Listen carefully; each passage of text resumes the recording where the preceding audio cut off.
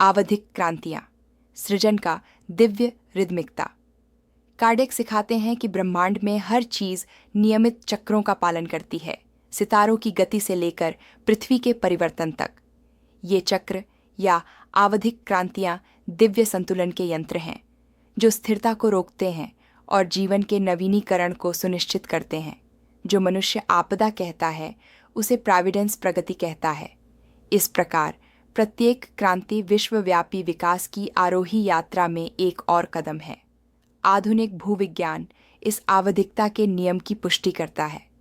पृथ्वी की परतें लगातार भूवैज्ञानिक युगों को प्रकट करती हैं, जिन्हें बड़े परिवर्तनों से अलग किया गया है। हिमनद, विस्फोट, अक्ष परिवर्तन और सामूहिक विलुप्ति, ये घटनाएं जो दिखने में विनाशकारी हैं, नए जीवन रूपों और अधिक जटिल पर्यावरण के मार्ग खोलती हैं।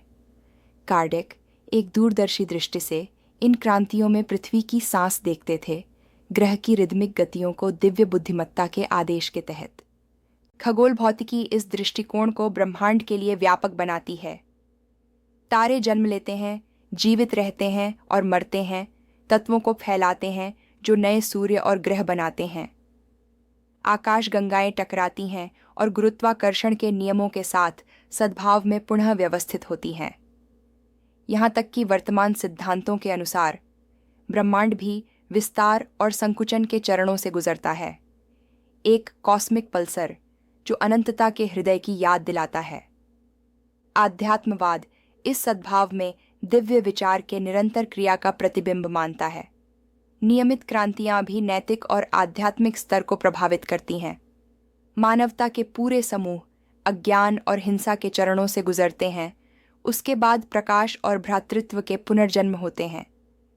ये आंदोलन दंड नहीं है, बल्कि शिक्षाप्रद प्रक्रियाएं हैं, जिनके माध्यम से पृथ्वी की सामूहिक आत्मा शुद्ध होती है और ऊंची उड़ान भरती है। प्रत्येक नैतिक युग चेतना के विकास में एक नई चरण का प्रतिनिधित्व करता है। कार्डेक सिखाते हैं कि प्रगति का नियम सार्वभौमिक है। जैसे प्रकृति में ऋतुएं बदलती हैं, वैसे ही मानवीय इतिहास में नैतिक ऋतुएं बदलती हैं। युद्ध और स्वार्थ के काल मानवता की आत्मा का सर्दी का मौसम है। शांति और भ्रातृत्व के युग आत्मा की वसंत है। प्रोविडेंस संकटों की अनुमति देता है ताकि उनसे नवीनीकरण उभरे। आधुनिक ब्रह्मांड विज्ञान इस आवृत्ति की धारणा को मजबूत करता है। खगोल भौतिकीविद सूर्य की गतिविधियों के चक्र, पृथ्वी के कक्षीय परिवर्तनों और ब्रह्मांडीय उतार चढ़ाव की पहचान करते हैं, जो सीधे जलवायु, जैव विविधता और जीवन की लय को प्रभावित करते हैं। सब कुछ एक सार्वभौमिक लय के साथ सद्भाव में कंपन करता है और सांस लेता है, जो बिना शुरुआत और अंत के एक सिम्फनी की याद दिलाता है। प्रत्येक ताल पर ब्रह्मांड पुनः रचित होता है।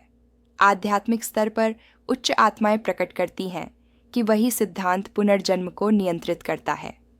प्रत्येक अस्तित्व एक व्यक्तिगत क्रांति है, एक परीक्षा और सीखने का चक्र है जो प्राणी को अज्ञान से ज्ञान की ओर ले जाता है।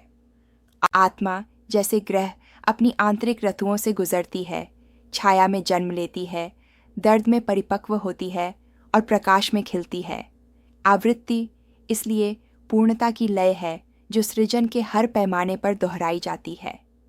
कार्डेक बताते हैं कि पृथ्वी अभी भी परीक्षाओं और प्रायश्चित के चरण में है, एक महान नैतिक क्रांति की तैयारी कर रही है, जो मानवता को एक अधिक भाईचारे और आध्यात्मिक समाज में परिवर्तित कर देगी। ये परिवर्तन पहले ही प्रकट हो रहे हैं। विज्ञान प्रगति कर रहा है, चेतना का विस्तार हो रहा है और अच्छाई बुराई पर हावी होने लगी है। आध्यात्मवाद इस नई युग का एक संकेत है, ग्रह पुनर्जन्म का सूर्योदय। आधुनिक पारिस्थितिकी भी कुछ ऐसा ही देखती है। पृथ्वी का संतुलन प्राकृतिक पुनर्निर्माण चक्रों पर निर्भर है। वन जलते हैं और फिर से जन्म लेते हैं, महासागर नवीनीकृत होते हैं, प्रजातियां विलुप्त हो जाती हैं ताकि नई प्रजातियों को स्थान मिल सके। कुछ भी स्थैतिक नहीं है, जीवन निरंतर गति में है। जो कार्डेक ने बार बार होने वाली क्रांतियों को कहा, वह मूल रूप से सृजन का नृत्य है, जिसमें विनाश और जन्म एक दूसरे के स्थान पर आते रहते हैं ताकि दिव्य सद्भाव बनाए रखा जा सके। इसलिए बार बार होने वाली क्रांतियां भगवान के प्रेम और बुद्धिमत्ता का अभिव्यक्ति हैं, जो समय में सक्रिय हैं। कुछ भी नहीं खोता, कुछ भी नहीं मिटता, सब कुछ रूपांतरित होता है और ऊंचा उठता है। प्रत्येक चक्र अनंत में एक सीढ़ी है।